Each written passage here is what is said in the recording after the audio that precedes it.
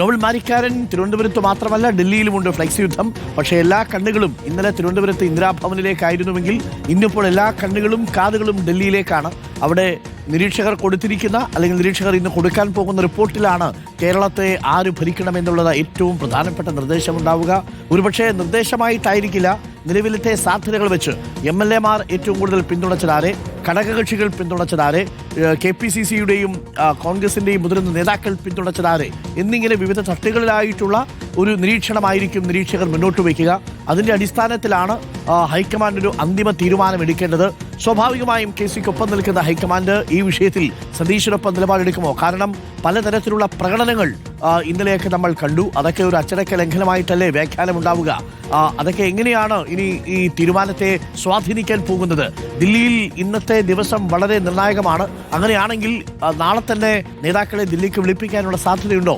ഇപ്പോഴത്തെ അവസ്ഥയിൽ ഞായറാഴ്ചയെങ്കിലും മിനിമം മുഖ്യമന്ത്രി പ്രഖ്യാപനം നമ്മൾ പ്രതീക്ഷിക്കണ്ടേ?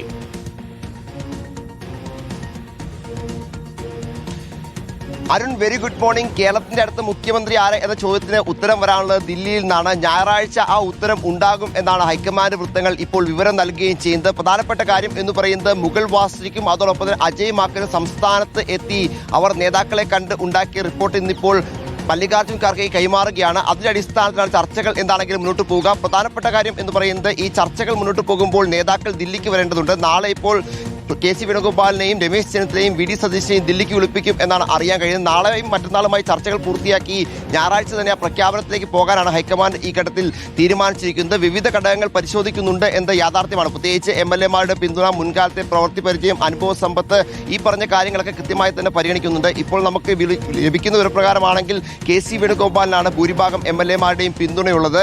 KC-ക്ക് അത്തരത്തിൽ പിന്തുണയുണ്ട്. പക്ഷേ MP-മാരുടെ പിന്തുണയും KC-ക്ക് തന്നെയുണ്ട്. പക്ഷേ ആ സാഹചര്യം ഉണ്ടെങ്കിൽ പോലും പ്രധാനപ്പെട്ട തീരുമാനം ഈ തെരഞ്ഞെടുപ്പ് കാലത്ത് ഹൈക്കമാൻഡ് എടുത്തത് MP-മാർ കേരളത്തിൽ നിയമസഭയിൽ മത്സരിക്കേണ്ടതില്ല എന്നാണ്. ആ തീരുമാനം ഹൈക്കമാൻഡ് എടുക്കുകയും തെരഞ്ഞെടുപ്പിന് ശേഷം ഒരു MP-ആയ KC വേണുഗോപാൽ കേരളത്തിലേക്ക് പോകാനുള്ള സമ്മതം ഹൈക്കമാൻഡ് നൽകുകയും ചെയ്യുമോ എന്നതാണ് പ്രധാനപ്പെട്ട ഒരു ചോദ്യമായി ഇപ്പോഴും മുന്നിൽ ഉള്ളത്. അതോടൊപ്പം തന്നെ KC വേണുഗോപാൽ പോയി കഴിഞ്ഞാൽ 2 ഉപതെരഞ്ഞെടുപ്പുകൾ സംസ്ഥാനത്ത് ഉണ്ടാകും. ഒന്ന് KC മത്സരിക്കുന്ന സീറ്റിലും മറ്റൊന്ന് KC ഇപ്പോൾ ലോക്സഭാ അംഗമായി നിൽക്കുന്ന ആലപ്പുഴ സീറ്റിലും. ഈ 2 ഉപതെരഞ്ഞെടുപ്പുകളെ ഏത് തരത്തിലായിരിക്കും ജനം കാണുക എന്നടക്കമുള്ള കാര്യങ്ങൾ ഹൈക്കമാൻഡ് കൃത്യമായി തന്നെ പരിശോധിക്കും. അതോടൊപ്പം തന്നെ സംഘടനാ ജനറൽ സെക്രട്ടറി പദവിയിൽ പുതിയ ആളെ കണ്ടെത്തേണ്ടി വരും എന്നതും കോൺഗ്രസിന് മുന്നിൽ വലിയ ഒരു ചോദ്യചിഹ്നമാണ്. ഒരുപാട് നേതാക്കൾ ഉണ്ടെങ്കിൽ പോലും വിശ്വസ്തനായ ഒരു നേതാവിനെ ആ പദവിയിൽ എത്തിക്കുക എന്നത് പ്രധാനപ്പെട്ട കാര്യം. അത്തരത്തിലുള്ള ചർച്ചകളൊക്കെ ഉണ്ട്. അതുകൊണ്ട് രാഹുൽ ഗാന്ധി തന്നെയായിരിക്കും ഇതിൽ അവസാന വാക്കും അവസാന തീരുമാനവും എന്നാണ് നമുക്ക് അറിയാൻ കഴിയുന്നത്. പ്രധാനപ്പെട്ട ചർച്ചകളാണ് ഇനിയിപ്പോൾ ദില്ലിയിൽ നടക്കാൻ പോകുന്നത് എന്ന കാര്യത്തിലും യാതൊരു സംശയവുമില്ല. കൃത്യമായി തന്നെ നേതാക്കളുമായി ബന്ധപ്പെട്ട ആശയവിനിമയങ്ങളൊക്കെ നടക്കുന്നുണ്ട് എന്ന വിവരം ലഭിക്കുന്നു. ഒപ്പം സംസ്ഥാനത്ത്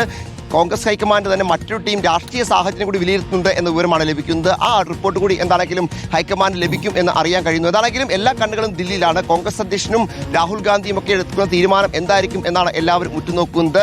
കേരളത്തിലെ പോലെ ഫ്ലെക്സ് യുദ്ധം എന്താണെങ്കിലും ദില്ലിയിലും ഉണ്ട് എന്ന് നമ്മൾ കഴിഞ്ഞ ദിവസങ്ങളിൽ കണ്ടതാണ്. ഓരോ ദിവസവും ഓരോരോ ഫ്ലെക്സുകൾ കേരള ഹൗസിന് മുന്നിലും മറ്റ് പലയിടങ്ങളിലും പ്രത്യക്ഷപ്പെടുന്നുണ്ട്.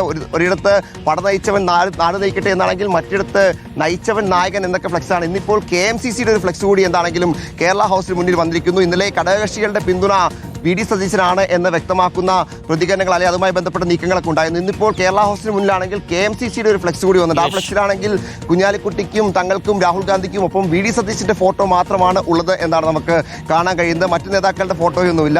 ഇതിൽ Keralam is with the UDF എന്നാണ് ഇതിൽ എഴുതി വെച്ചിരിക്കുന്നത്. UDF won Kerala assembly election എന്നൊക്കെ ഉണ്ട്. അല്ലെങ്കിലും അവിടെയും VD സതീശന്റെ പിന്തുണ കൃത്യമായി തന്നെ VD സതീശനുള്ള പിന്തുണ KMCC വ്യക്തമാക്കുന്നുണ്ട്. മറ്റു നേതാക്കളുടെ ഒന്നും കേരളത്തിലെ നേതാക്കളുടെ ഒന്നും ചിത്രങ്ങൾ എന്താണെങ്കിലും ഇല്ല. ഫ്ലെക്സ് യുദ്ധം കേരളത്തിലെ പോലെ തന്നെ ദില്ലിയിലും ഉണ്ട് എന്നാണ് യാഥാർത്ഥ്യം. അനുയായികളും അനുയായികളുടെ സുഹൃത്തുക്കളും ഒക്കെ വെക്കുന്ന ഫ്ലെക്സുകളാണ് ഈ കാണുന്നത്. കേരള ഹൗസാണ് പ്രധാനപ്പെട്ട ഇതിലൊരു കേന്ദ്രം എന്ന് പറയാം. എന്താണെങ്കിലും ദില്ലി കേന്ദ്രീകരിച്ചുകൊണ്ട് കൃത്യമായ ചർച്ചകൾ ഇന്നു മുതൽ ആരംഭിക്കും. ഇന്ന് ചർച്ചകൾ ആരംഭിച്ച് നാളെ നേതാക്കൾ ദില്ലിയിലേക്ക് വരുന്നതോടെ കൂടുതൽ സജീവമാകും. ഞായറാഴ്ച ഈ പ്രഖ്യാപനം ആരായിരിക്കും കേരളത്തിന്റെ മുഖ്യമന്ത്രി എന്ന പ്രഖ്യാപനം ഉണ്ടാകും. KC ആണോ VD ആണോ എന്നാണ് ഇപ്പോഴത്തെ ചോദ്യം. പ്രധാനപ്പെട്ട ഒരു കാര്യം എന്ന് പറയുന്നത് ഈ 2 നേതാക്കളും അല്ലെങ്കിൽ ഒരു കോംപ്രമൈസ് മുഖ്യമന്ത്രി എന്ന നിലയിലായിരിക്കും രമേശ് ചെന്നിത്തല വരാൻ പോകുന്നത് എന്നാണ് നമുക്ക് അറിയാനും കഴിയുന്നത്. എന്തായാലും ശക്തമായ നീക്കങ്ങൾ ദില്ലിയിലുമുണ്ട്. നേതാക്കൾ മറ്റു ചില ഘടകങ്ങൾ കൂടി ഒരുപക്ഷെ സ്വാധീനിച്ചേക്കാം എന്നുള്ളതാണ് ഇപ്പോൾ നമുക്ക് ലഭിക്കുന്ന വിവരം. ഇതുവരെ സംഭവിച്ചതനുസരിച്ച് പ്രിയപ്പെട്ട പ്രേക്ഷകരെ 3 കാര്യങ്ങളാണ് ഇന്നലെ നിരീക്ഷകർ വന്ന് കാണുകയും നിരീക്ഷകർ വന്ന് നിരീക്ഷിക്കുകയും ചെയ്തത്. ഒന്ന്, മുതിർന്ന നേതാക്കളും KPCC-യുടെ ഭാരവാഹികളും ആർക്കൊപ്പം നിൽക്കുന്നു എന്നുള്ളത്. 2, MLA-മാർ ആർക്കൊപ്പം നിൽക്കുന്നു എന്നുള്ളത്. ഘടകകക്ഷികളുടെ ചോയ്സ് എന്താണ് എന്നുള്ളത്. ഇത് 3ഉം രേഖപ്പെടുത്തി. ഘടകകക്ഷികൾ, അത് മുസ്ലിം ലീഗ് അടക്കമുള്ള എല്ലാ ഘടകകക്ഷികളും പറഞ്ഞ ഒരു കാര്യം, അവർ വി ഡി സതീശന് പിന്തുണ കൊടുത്തിട്ടുണ്ടെന്ന കാര്യത്തിൽ സംശയമില്ല. അതുതന്നെയായിരുന്നു പാർട്ടി തീരുമാനവും. പക്ഷെ അതോടൊപ്പം ഒരു കാര്യം കൂടി ഇവരെല്ലാവരും പറഞ്ഞു, ഒരു ഉപതെരഞ്ഞെടുപ്പ് ഉണ്ടാവാനുള്ള സാധ്യത ഉണ്ടാവരുത്. കെ സി വേണുഗോപാൽ വന്നാൽ 2 ഉപതെരഞ്ഞെടുപ്പുകൾ ഉണ്ടാവും. ഒന്ന് ആലപ്പുഴയിൽ നിന്നൊരു ലോക്സഭാ തെരഞ്ഞെടുപ്പും ആലപ്പുഴയിൽ നിന്നൊരു നിയമസഭാ തെരഞ്ഞെടുപ്പും. അപ്പോൾ അതിനുള്ളൊരു സാഹചര്യം ഉണ്ടാക്കരുത് പുതിയ സർക്കാർ അധികാരത്തിൽ വരുമ്പോൾ എന്നാണ് മിക്ക ഘടകകക്ഷികളും പറഞ്ഞത്. അതിന് ലക്ഷ്യം ഒന്നേ ഉള്ളൂ, വി ഡി സതീശനാവട്ടെ മുഖ്യമന്ത്രി എന്ന് പറയാതെ പറയുകയാണ്. ആ അർത്ഥത്തിൽ എല്ലാ ഘടകകക്ഷികളും MLA മാർ തന്നെയാകണം എന്ന് പറയുന്നു. പക്ഷേ അവരപ്പോഴും പറയുന്നു, ഹൈക്കമാൻഡ് എടുക്കുന്ന തീരുമാനം ഞങ്ങൾ അംഗീകരിക്കും. അങ്ങനെ അംഗീകരിക്കാനേ കഴിയൂ. അത് മുസ്ലിം ലീഗിലാണെങ്കിലും ശരി, കേരള കോൺഗ്രസിലാണെങ്കിലും ശരി. പക്ഷേ ഘടകകക്ഷികളുടെ അഭിപ്രായം കൂടി ഇക്കാര്യത്തിൽ കോൺഗ്രസ് തേടിയിട്ടുണ്ട് എന്നുള്ളതാണ്. അതിൽ ഘടകകക്ഷികളുടെ അഭിപ്രായത്തിന് പ്രാധാന്യം കൊടുത്താൽ കോൺഗ്രസ് ഘടകകക്ഷികളുടെ സ്വാധീനത്തിന് വഴങ്ങി എന്ന വലിയ രീതിയിലുള്ള ഒരു പ്രശ്നം ഈ നേതാക്കൾക്കും അണികൾക്കിടയിൽ ഉണ്ടാവും. ഇപ്പോഴുണ്ടാകുന്ന ഈ പബ്ലിക് പെർസെപ്ഷൻ ഉണ്ടല്ലോ, ഒരു പൊതുധാരണയും ഒരു പൊതുബോധവും ഒരു പൊതുപ്രതീതിയും, അത് ഭാവി കാലത്ത് കോൺഗ്രസിന് ദോഷം ചെയ്യും എന്നൊരു അഭിപ്രായം കോൺഗ്രസിലെ പല നേതാക്കൾക്കുമുണ്ട്.